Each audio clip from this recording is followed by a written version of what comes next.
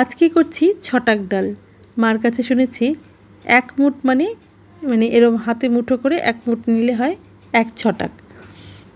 তো যাই হোক, এই এক ছটাক ডাল নিয়ে নিয়েছি। আজকের রেসিপি ছটাক ডাল।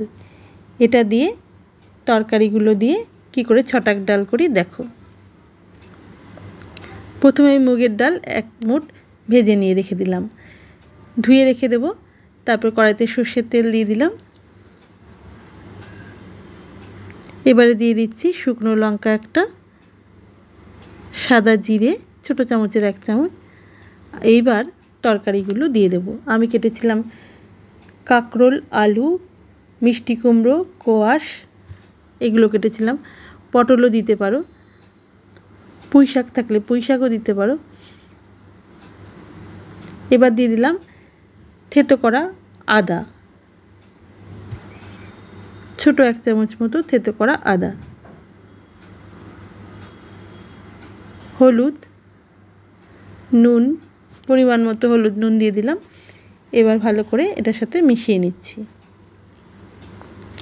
এই ডালটা কিন্তু রুটি বলো, লুচি বলো, ভাত বলো বা মুড়ি বলো, সবের সাথেই অপূর্ব লাগে। এবার ডালটা দিয়ে দিলাম, যে এক মুঠ ডাল শুকনো খোলা ভেজে রেখেছিলাম সেটা দিয়ে দিলাম। ভালো করে মিশিয়ে নিচ্ছি।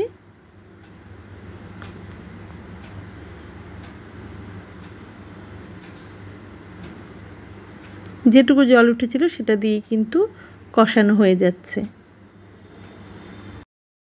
একদম লো ফ্লেমে কিন্তু এটা করতে হবে এই সময়, তাহলে কষানোটা ভালো হবে। হয়ে গেছে কষানো, এবার জল দিয়ে দেব।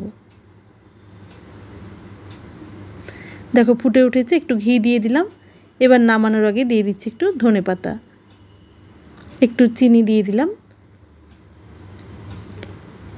এই ডালটা কিন্তু অদ্ভুত লাগে খেতে, মুড়ি বলো, রুটি বলো, লুচি বলো, সবের সাথে কিন্তু ভাতের সাথে সব কিছুর সাথেই ভালো লাগে।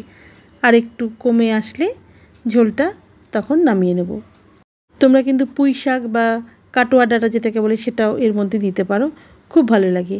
বা পুঁই ডাঁটার যে শুধু ডাঁটাগুলো হয় সেগুলো দিতে পারো, খুব ভালো লাগে খেতে। তো রেডি আমার ছটাক ডাল। ভালো লাগলে রেসিপিটা অবশ্যই একটা লাইক, কমেন্ট, শেয়ার, সাবস্ক্রাইব করো।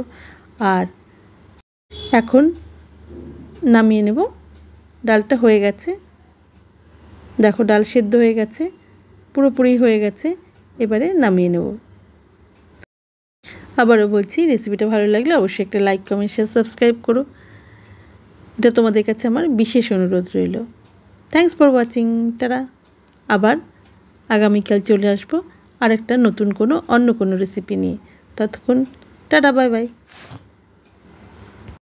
সবাই খুব ভালো থেকো, সুস্থ থেকো, আর কিপ ওয়াচিং।